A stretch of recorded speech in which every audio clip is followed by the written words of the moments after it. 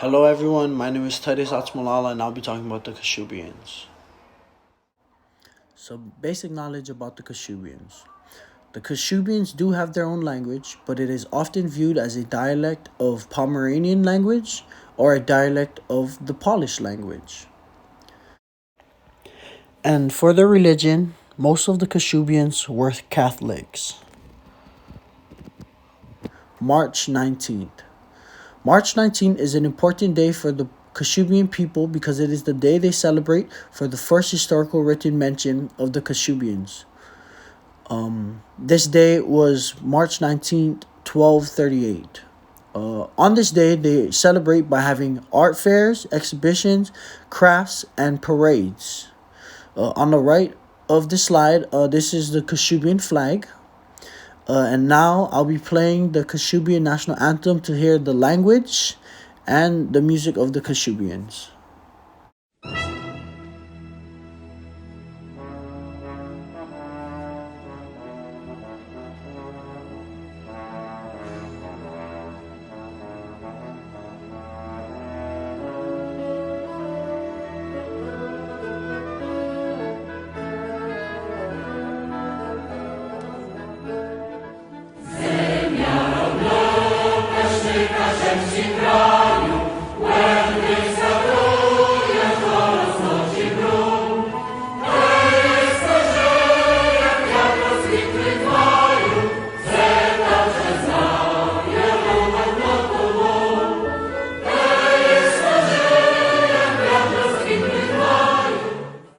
So that's a little bit of their national anthem.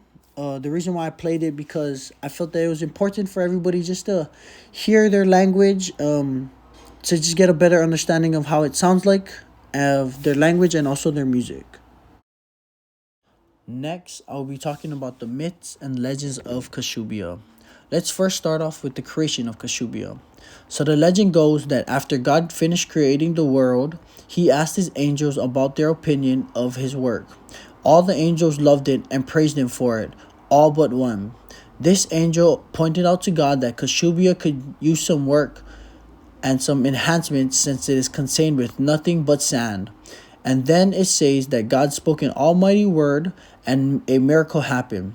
In the middle of sandy Kashubia, it appeared to have been covered with rustling trees, big hills, blue ponds, and beautiful lakes full of tasty fish. Afterward, God raised his hand and a great griffin appeared over Kashubia. The mythical creature flew over the region and dropped a great piece of amber into one of its lakes. This valuable piece of amber will be discovered and the region will be saved. As for the angel, who voiced his concerns to God, he became the guardian angel of Kashubia. It's worth adding that some say the griffin featured in Kashubian's coat of arms, and that is why it is on the flag. Next, I'll be talking about the Stolums. In Kashubian legends, there are a couple of tales and stories about them.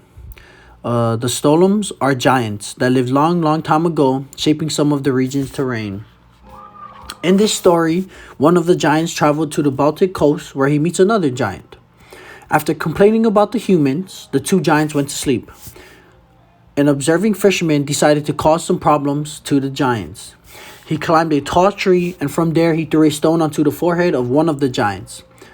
The targeted giant woke up and accused the other one of hitting him. Naturally, the other giant denied, and after a short argument, the two went back to sleep.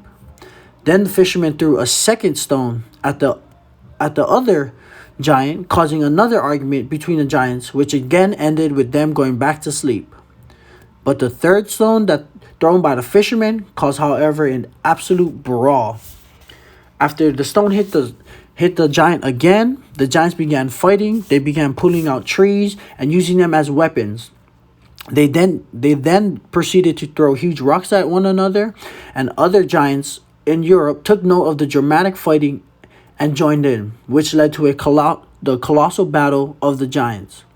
As a result, all the giants perished except for one, who hid in the forest trying to recuperate.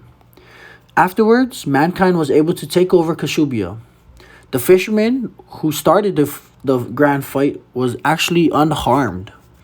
The rocks by the fighting storms can still be seen today scattered all over Kashubia. That is the tale of the colossal fight of the Stolums.